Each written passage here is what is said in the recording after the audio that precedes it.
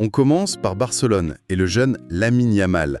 Il y a eu une petite controverse entre le club et la sélection espagnole, c'est ça? Oui, c'est exact. Il y a eu un moment de flottement, on peut dire. Mais le Barça a vite mis les choses au clair. Officiellement, ce n'est pas une nouvelle blessure, attention, c'est une douleur au pubis qui est revenue après le match contre le PSG. Ah d'accord. Oui, et le communiqué du club est précis. Il manque le match contre Séville et il est absent pour 2 à 3 semaines. Voilà. Bon, au moins c'est clair. Le diagnostic médical, ça met fin à toute discussion avec la sélection en gros. 2 à 3 semaines, il est inapte, point. Exactement. On se souvient que le sélectionneur de la Fuente avait un peu mis la pression. Il avait dit « Ici, ceux qui viennent sont en bonne santé. On verra comment Lamine évolue ce week-end. » Bon, la réponse du Barça est factuelle. C'est une absence qui compte pour le Barça, bien sûr. Il commençait vraiment à prendre de l'ampleur, ce jeune. Oui, c'est sûr. Et puis pour la sélection aussi, c'est un coup dur, il comptait sur lui. Gérer ces jeunes talents, leur physique, c'est toujours délicat pour les grands clubs. Allez, on file à Madrid maintenant. Là, l'ambiance a l'air un peu plus agitée, non? Plusieurs points de friction qui ressortent. Après Vinicius, maintenant c'est Fede Valverde qui est dans le viseur. Ah oui, tout à fait. Plusieurs médias espagnols parlent d'un agacement assez net de Xabi Alonso envers l'Uruguayen.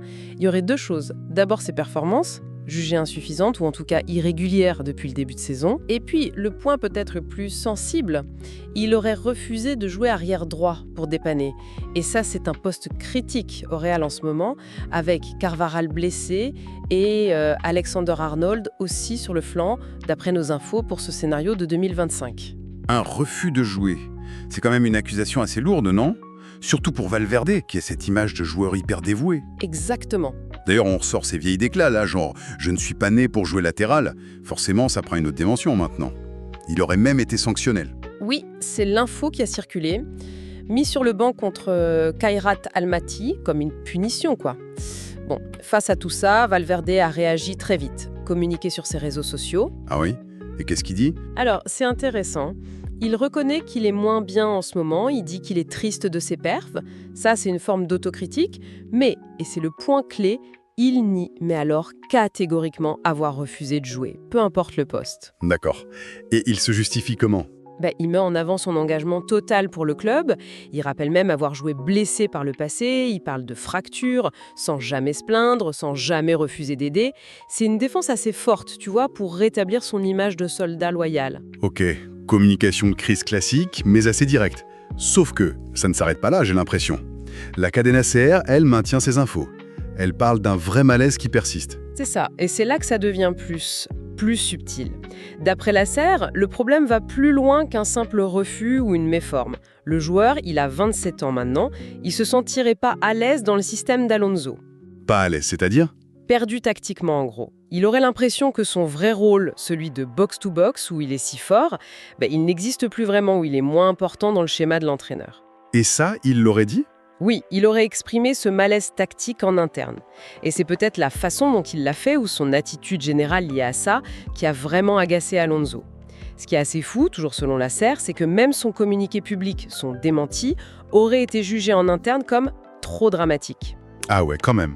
Oui, ça suggère un décalage, tu vois, entre comment le joueur vit la situation et comment le club ou le staff l'aperçoit. Ça dessine un tableau potentiellement explosif, oui.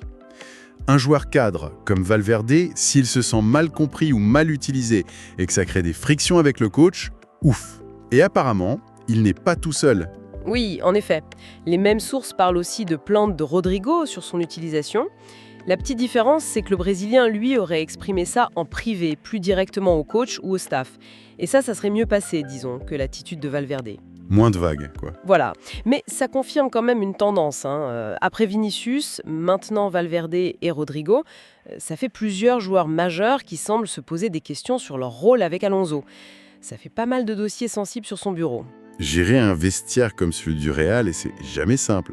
Mais là, ce mécontentement supposé de Rodrigo, d'ailleurs ça colle assez bien avec certaines rumeurs de transfert qui commencent à tourner, non? Ah mais complètement. Justement, Fichage Net rapporte que Rodrigo, il serait pas contre l'idée de, je cite, relever un nouveau défi bientôt. Il penserait même à partir avec une préférence pour la Première Ligue, peut-être en 2026. Carrément. Et le média va jusqu'à dire que Manchester City serait le club le plus chaud sur le coup actuellement.